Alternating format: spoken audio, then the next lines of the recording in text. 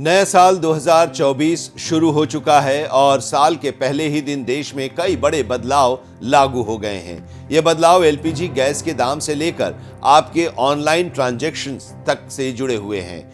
एक ओर जहां ऑयल कंपनियों ने या यूं कहें कि ऑयल मार्केटिंग कंपनियों ने एलपीजी की कीमतों में कटौती की है, तो वहीं अब अगर आपको नया सिम कार्ड खरीदना है तो फिर इसके लिए ई-केवाईसी करानी होगी। ऐसी ही 5 बड़े बदलाव के बारे में आपको बताते हैं। घट गए एलपीजी सिलेंडर के दाम।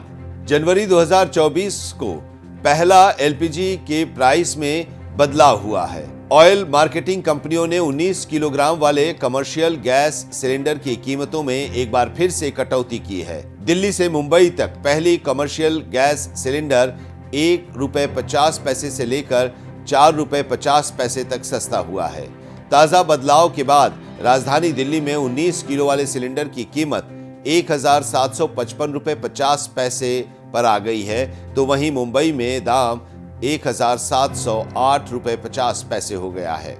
चेन्नई में सिलेंडर के दाम ₹4.5 तक घट गए हैं और ये ₹1,924.50 में बिक रहा है। इसके विपरीत कोलकाता में गैस सिलेंडर की कीमत 50 पैसे बढ़कर ₹1,869 हो गई है।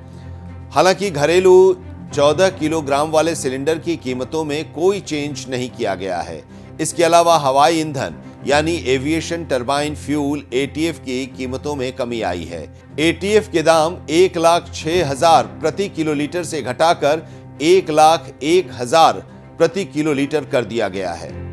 जनवरी 2024 की पहली तारीख से देश में दूसरा बदलाव सरकारी सेविंग स्कीम में हुआ है। सरकार द्वारा बेटियों के भविष्य को सुरक्षित करने के लिए शुरू की गई सुकन्या समृद्धि योजना SSY स्कीम की ब्याज दरों में बीते दिनों बढ़ोतरी का ऐलान किया गया था और अब नई दरें वित्तीय वर्ष 2023-24 की चौथी तिमाही के लिए 1 जनवरी से सुकन्या समृद्धि योजना पर मिलने वाली ब्याज का दर 0.20% बढ़ गई है। यानी अब इसमें निवेश करने पर सालाना 8% नहीं बल्कि 8.20% का ब्याज मिलेगा।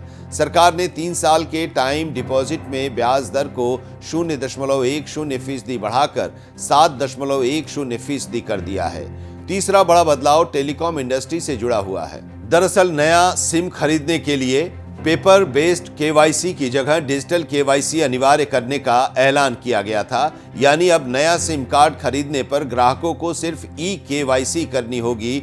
सिम कार्ड से जुड़े इस नए नियम को लागू करने के लिए भी 1 जनवरी 2024 की तारीख तय की गई थी। गौरतलब है कि डिपार्टमेंट को टेलीकम्युनिकेशन ने दिसंबर में जारी किए एक नोटिफिकेशन में बताया था कि पेपर बेस्ड केवाईसी 1 जनवरी 2024 से बदलने जा रहा है। चौथा बदलाव यूनिफाइड पेमेंट इंटरफेस यानी यूपीआई से संबंधित है। National payment corporation of India NPCI 1 जनवरी 2024 को सेकेंडरी मार्केट के लिए यूपीआई लॉन्च कर सकता है। इसके बाद निवेशक यूपीआई के जरिए पेमेंट करके शेयर्स को खरीद कर सकेंगे या शेयर्स की खरीद कर सकेंगे।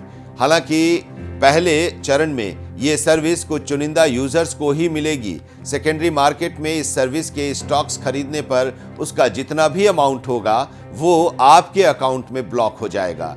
इसके बाद जब उसी दिन सेटलमेंट होगा तो इन्वेस्टर्स के अकाउंट से पैसा डेबिट हो जाएगा। इसके अलावा NPCI ने 1 साल या इससे ज्यादा समय से इस्तेमाल नहीं की गई यूपीआई आईडी को बंद करने का भी ऐलान किया है। ये प्रक्रिया आज से शुरू हो सकती है। अगर आपको जनवरी 2024 में बैंक से जुड़ा कोई जरूरी काम है तो फिर आपके लिए भारतीय रिजर्व बैंक की बैंक हॉलिडे लिस्ट देखकर घर से निकलना जरूरी है। कहीं ऐसा न हो कि आप बैंक पहुंचे और वहां ताला लटका नजर आए। दरअसल साल 2024 के पहले महीने में आधे दिन बैंकों में कामकाज नहीं होगा। RBI बैंक हॉलिडे लिस्ट के मुताबिक कुल 16 दिन की छुट्टियां हैं। इनमें दूसरे और चौथे शनिवार के अलावा रविवार का साप्ताहिक अवकाश भी है।